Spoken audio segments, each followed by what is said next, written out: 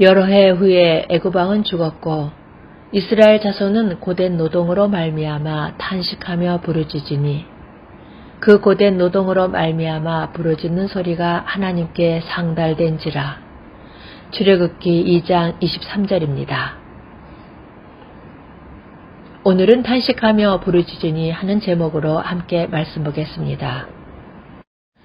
이는 바로의 노예로 전락한 야곱 자손이 어떻게 출애굽을 할 수가 있느냐 하는 문제가 아니라 또 죽기를 무서워함으로 일평생 매어 종노릇하는 모든 자들이 사탄의 노예에서 어떻게 해방될 수가 있는가 하는 우리 모두의 문제이기 때문입니다. 하나님께서는 출애굽을 통해서 영적 출애굽에 대한 해답을 계시하시려는 것입니다. 그러므로 출애굽의 행사는 임기응변으로 되어진 일이 아니라 이미 아브라함에게 너는 반드시 알라. 내 자손이 이방에서 객이되어 그들을 섬기겠고 그들은 400년 동안 내 자손을 괴롭히리니 그들이 섬기는 나라를 내가 징벌할지며 그 후에 내 자손이 큰 재물을 이끌고 나오리라 하고 예고하신 하나님의 프로젝트였던 것입니다. 하나님이 그들의 고통 소리를 들으시고 하나님이 아브라함과 이삭과 야곱에게 세운 그의 언약을 기억하사 하나님이 이스라엘 자손을 돌보셨고 하나님이 그들을 기억하셨더라 합니다. 그러면 하나님께서 마련하신 해답은 무엇일까? 해답 부분을 보겠습니다. 하나님은 떨기나무 불꽃 가운데서 모세에게 나타나셔서 이제 내가 너를 바로에게 보내어 너에게 내 백성 이스라엘 자손을 애굽에서 인도하여 내게 하리니 하십니다. 훗날 하나님께서는 모세에게 내가 그들의 형제 중에서 너와 같은 선지자 하나를 그들을 위하여 일으키리라 하고 말씀하셨는데 이런 맥락에서 이제 내가 너를 바로에게 보내어 내 백성 이스라엘 자손을 애굽에서 인도하여 내게 하리라 하신 말씀은 하나님이 자기의 독생자를 세상에 보내심은 그로 말미암아 우리를 살리게 하심이라 한 말씀과 대칭을 이루고 있는 것입니다. 모세가 하나님께 이르되 내가 누구이기에 바로에게 가며 이스라엘 자손을 애굽에서 인도하여 내리리까 합니다. 모세가 내가 누구이기에 한 말 속에는 자신이 애굽 사람을 쳐 죽인 일이 탄로가 되어 바로가 이 일을 듣고 모세를 죽이고자 하여 찾은지라 한 쫓기고 있는 처지라는 것과 누가 너를 우리를 다스릴 자와 재판관으로 삼았느냐 하고 동족 두 사람의 다툼도 해결하지 못한 자라는 뜻이 있다 하겠습니다. 그렇습니다.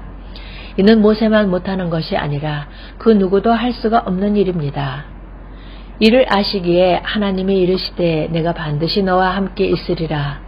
내가 그 백성을 애굽에서 인도하여 낸 후에 너희가 이 산에서 하나님을 섬기리니 이것이 내가 너를 보낸 증거니라 하십니다.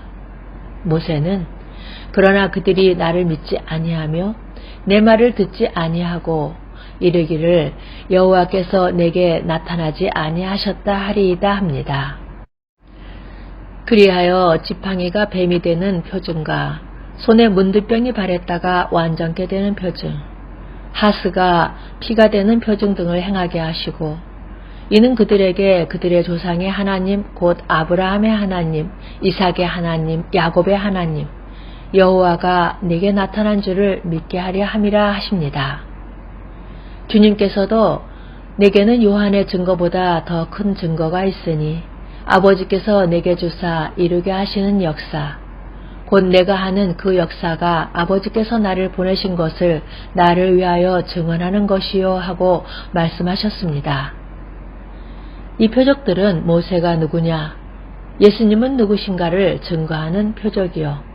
이 표적으로 말미암아 출애굽하게 된 것은 아니라는 점을 유념해야만 합니다.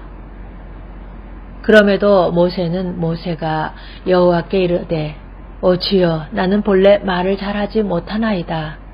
주께서 주의 종에게 명령하신 후에도 역시 그러하니 나는 입이 뻣뻣하고 혀가 둔한 자니이다 하고 변명을 합니다.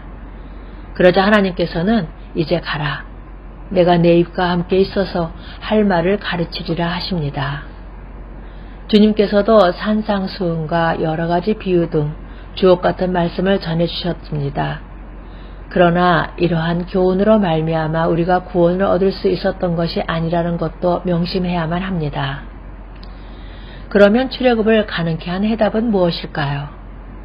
여호와께서 모세에게 이르시기를 내가 이제 한 가지 재앙을 바로와 애굽에 내린 후에야 그가 너희를 여기서 내보내리라.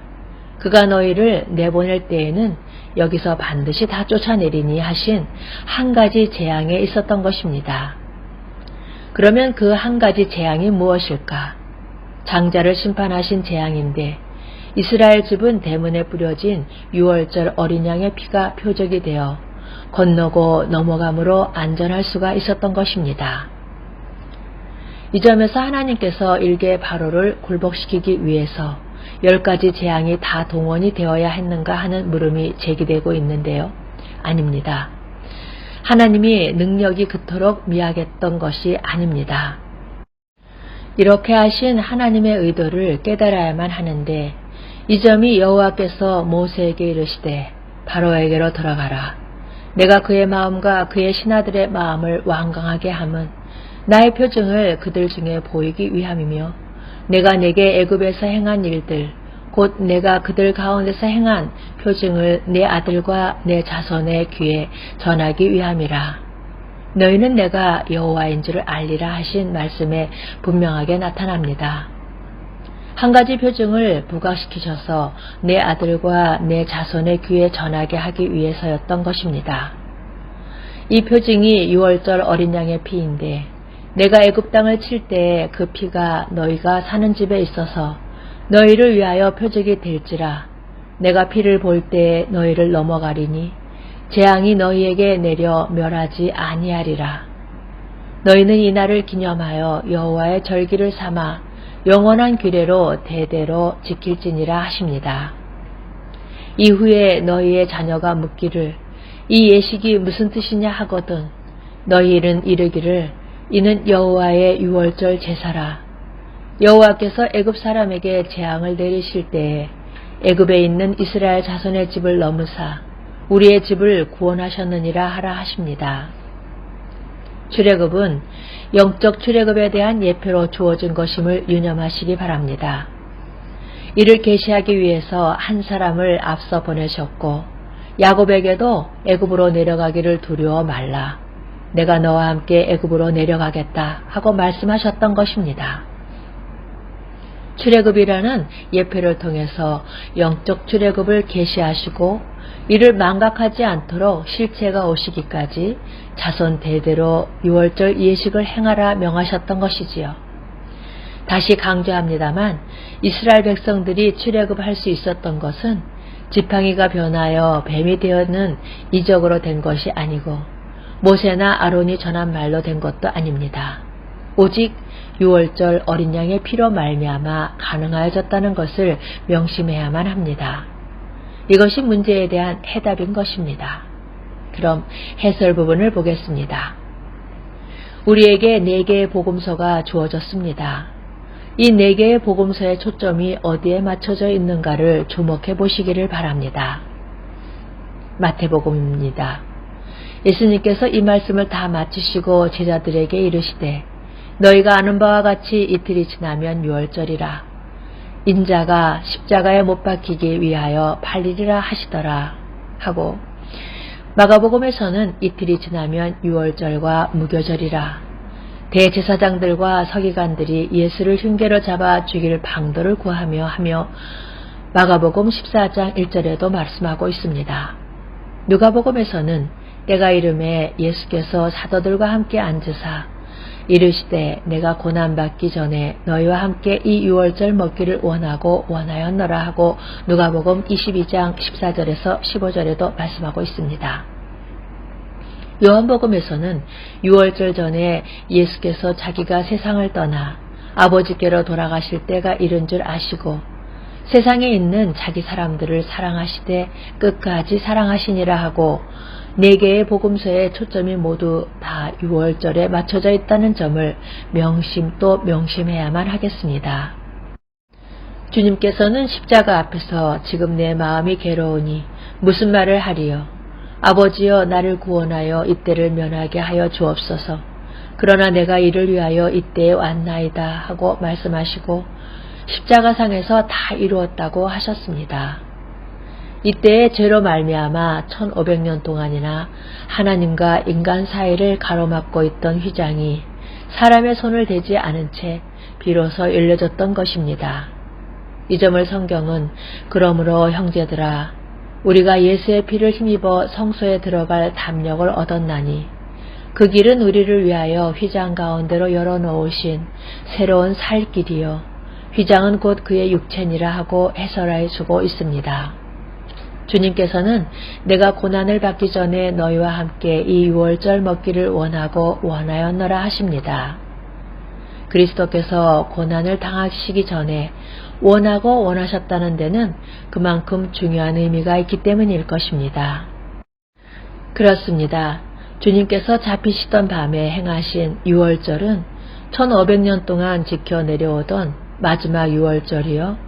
예표로 보여주신 유월절이 실체로 개혁이 되는 첫 성찬의 밤이었던 것입니다.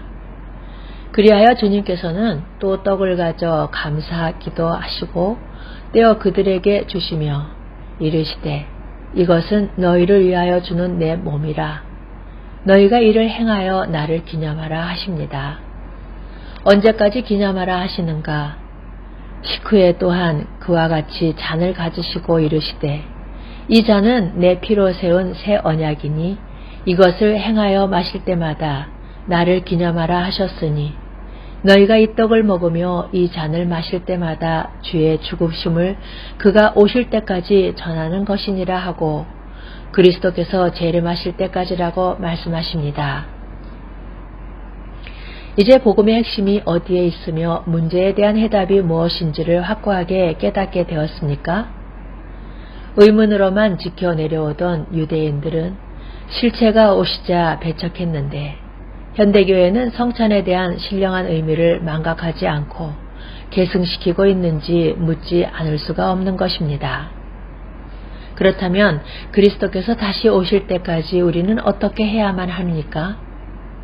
내가 너희 중에서 예수 그리스도와 그의 십자가에 못 박히신 것 외에는 아무것도 알지 아니하기로 작정하였음이라 한 복음을 전파하는 일과 그러나 우리가 혹은 하늘로부터 온 천사라도 우리가 너희에게 전한 복음 외에 다른 복음을 전하면 저주를 받을지니이다 한 복음을 보수해야만 마땅한 것입니다.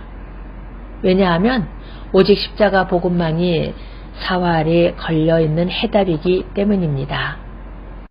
여러분, 그렇다고 해답만을 보고 즐거워하는데 머물지 않게 되기를 바랍니다. 하나님의 만극하신 사랑과 은혜가 여러분의 마음에 부어져서 사랑의 강건함을 받는 삶을 살아가시게 되기를 바랍니다.